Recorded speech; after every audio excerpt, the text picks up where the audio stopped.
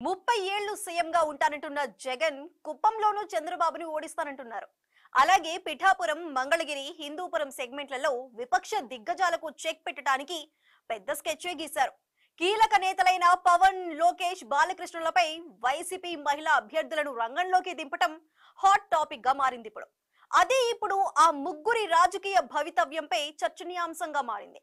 జగన్ ప్రయోగం ఫలిస్తే ఆ ట్రెండింగ్ స్టార్ల పరిస్థితి ఏంటి?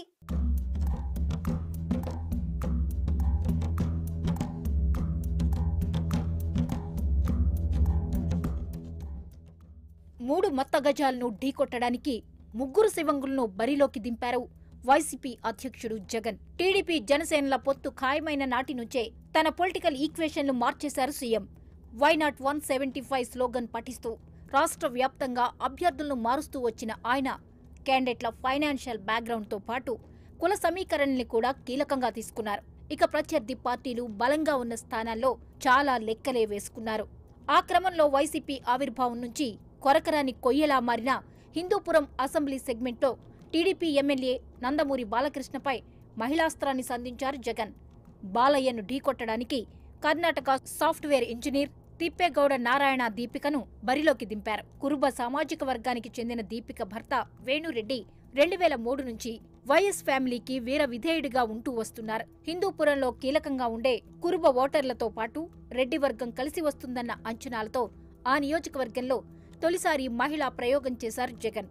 వేణురెడ్డి తన అనుచరుడే అవడంతో జిల్లా ఇన్ఛార్జ్ మంత్రి పెద్దిరెడ్డి స్వయంగా దీపిక పేరును సిఫార్సు చేసి ఓకే చేయించుకున్నారట. ఇప్పుడు దీపిక విజయం కోసం పెద్దిరెడ్డి హిందూపురమంతా కలియ తిరుగుతుండడం ప్రాధాన్యత సంతరించుకుంది.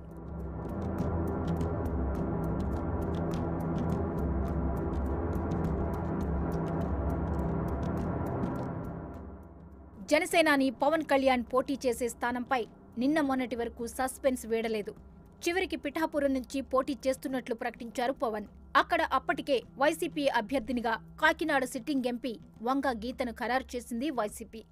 గతంలో ప్రజారాజ్యం నుంచి అదే స్థానంలో ఎమ్మెల్యేగా గెలిచిన గీత ఎంపీగా ఉన్నప్పటికీ లోకల్ సెగ్మెంట్ అవడంతో పిఠాపురం ఎమ్మెల్యేగా పోటీ చేస్తానని పట్టుపట్టి మరీ టికెట్ దక్కించుకున్నారు.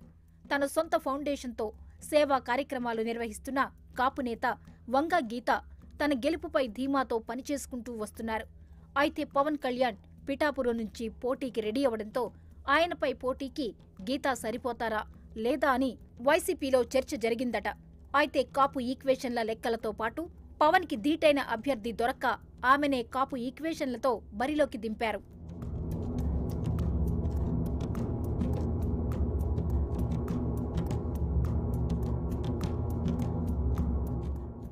ఇక మంగళగిరిలో పోటీకి నారా లోకేష్ మరోసారి బరిలోకి దిగారు. మంగళగిరిలో గెలుపును అత్యంత ప్రెస్టీజియస్ గా తీసుకుంది టీడీపీ. 2019లో తన ఓటమికి ప్రతీకారం తీర్చుకుంటానని శపథం చేశారు నారా లోకేష్.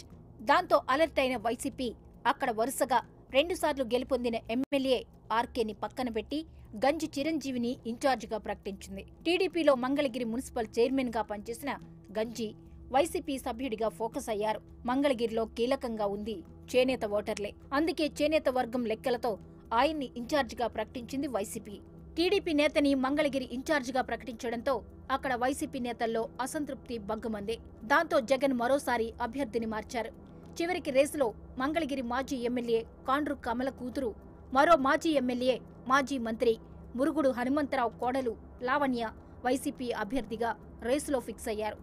ఆమె రాజకీయాలకు కొత్తైనా అటు పుట్టిల్లు ఇటు మెట్టునిల్లుకు రాజకీయ నేపథ్యం ఉండడం కలిసి రావడంతో లావణ్యను పిలిచి మరీ టికెట్ ఇచ్చారు. మొత్తం మీద 3 మత్త గజాలను ఢీకొట్టడానికి ముగ్గురు శివంగులను బరిలోకి దింపడం ఆసక్తిగా మారింది.